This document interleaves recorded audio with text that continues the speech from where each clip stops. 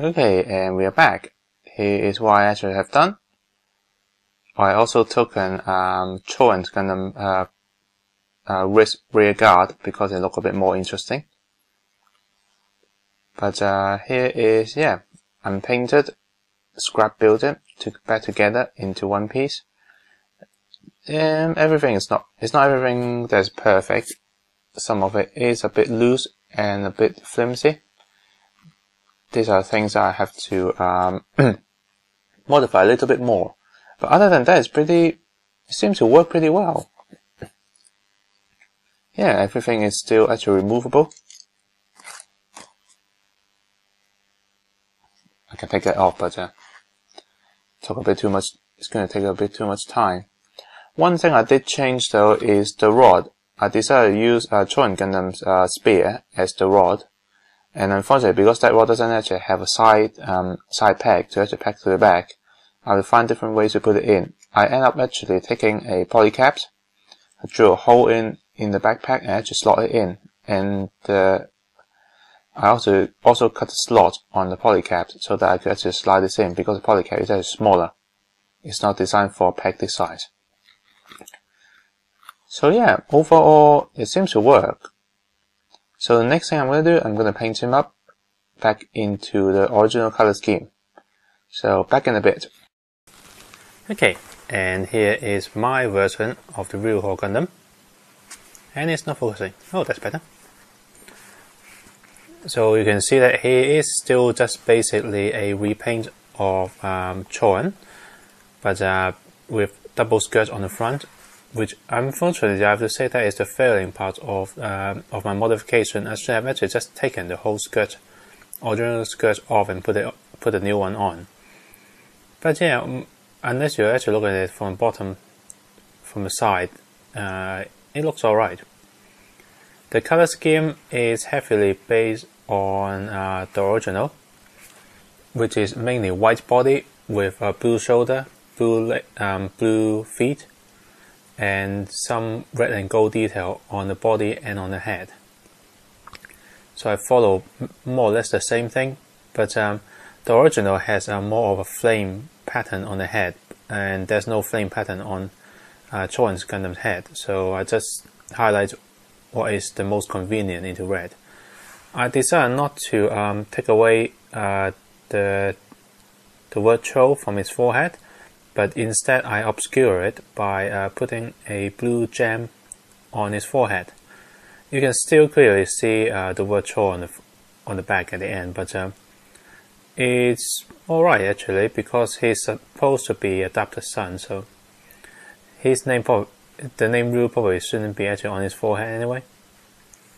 But yeah, overall I think I did a reasonable job. I decided to hand paint the whole thing, and you can see that the paint effect is a bit rough because of all the dry brushing going on in here. But yeah, so basically it's on the basic body. So let's put some armor on him.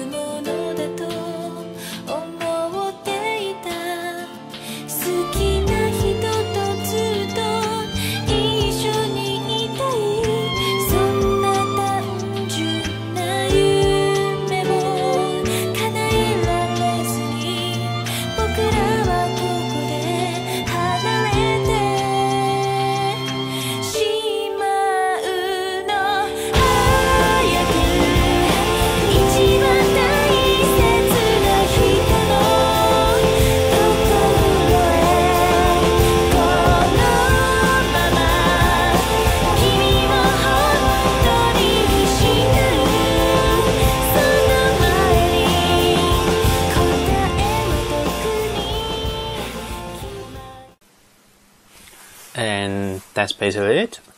Here is my version of the Ryuhou Gundam. Overall, again, copying the original design as much as possible.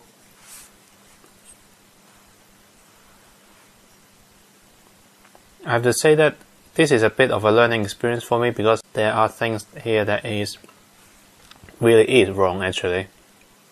For example, a very exposed polycap I used to actually hold his rod, because I'm using a Choran's Gundam rod as a staff, so it doesn't have a peg at the middle. But because of that, it can't actually go into the backpack anymore. So I decided to hide it under here. But by doing so, I actually severely restricted the lower waist movement, because that is so close to it. And because I'm trying to fit this in here, I have to set the backpack a bit too high. So now the head doesn't want to turn.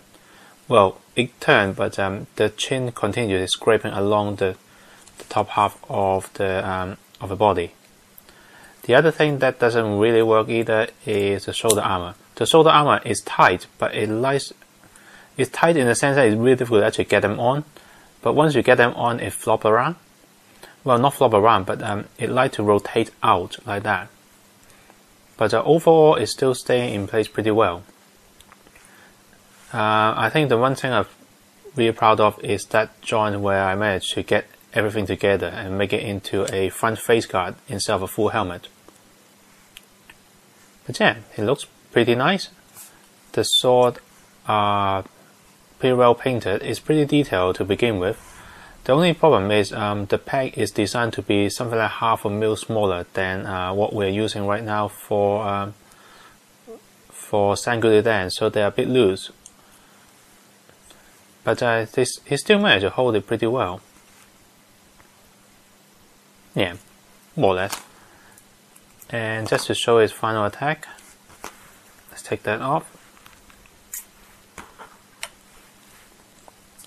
So you fit it into his hand.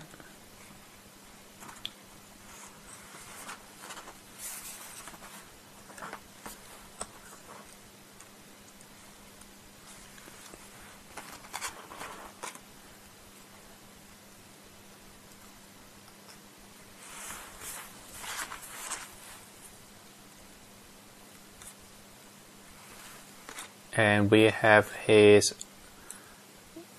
final attack mode, weapon mode. Oh, by the way, those gems, there's 4 gems in here.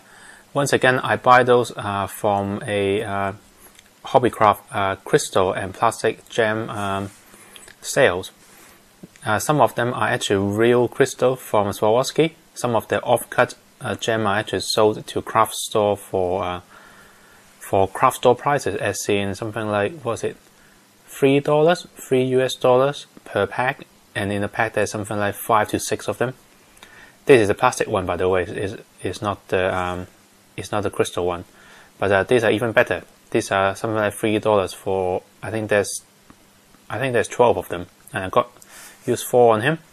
They look pretty nice, and so is that one in his forehead, by the way.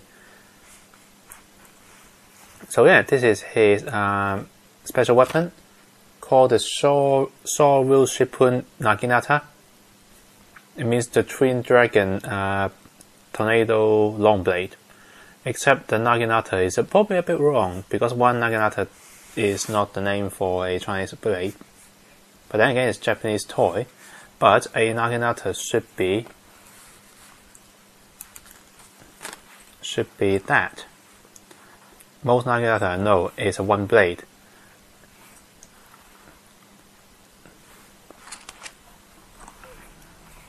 But yeah, his final attack is actually the twin-sided blade, and then he spin it around. So yeah, that's about it for me. This is a good learning experience for me, and I will recommend people to try something similar as well. Upgrading a old SD Gundam into a new body.